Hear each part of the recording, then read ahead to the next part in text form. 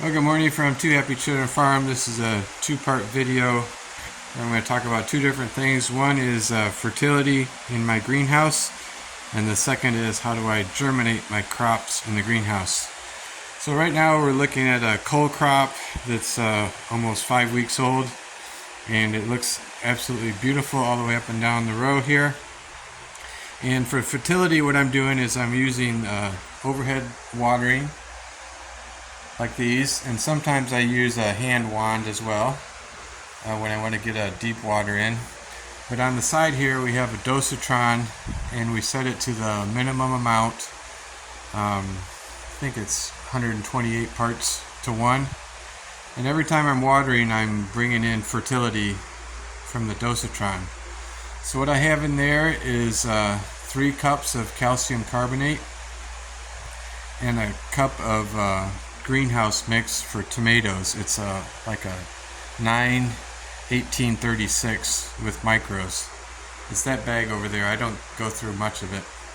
So calcium carbonate and then 1 cup of that stuff, and we have a 15-gallon tub there, and then literally every time it waters it's getting a little bit. So when the plants are young, I don't start them on fertilizer until they get a few extra leaves going. I've seen a few of them get set back a little bit. I think it a little bit overdoes it. So those first initial weeks, don't do anything. But then after that, you can pretty much leave it on and on continuous mode. So over here, I have my germination chamber. This is just a vegetable crate we've wrapped with saran wrap on the inside. And we have some quilts that we wrapped on the outside, and it's airtight. So I was having some trouble with my heat tapes shorting out after a few years of use. So I got 20 feet of them in here wrapped on a temperature gauge that's set at whatever it's set at, and it's got a probe there in the soil to keep it warm.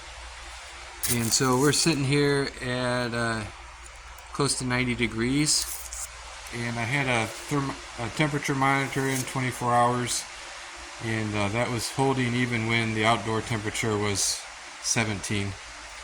So that's my germination chamber.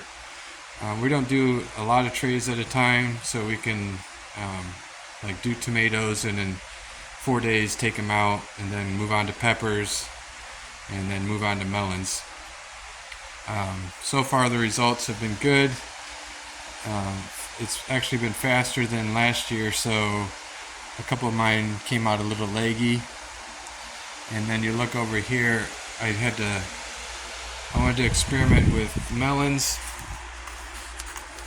So seedless watermelon are the hardest to get a uniform germination.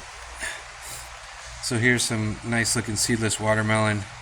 They came up in started sprouting in 48 hours, so then I pulled them out to let them emerge the rest of the way. So that's an update from Two Happy Children Farm, germination and fertility in the greenhouse. Thanks for watching.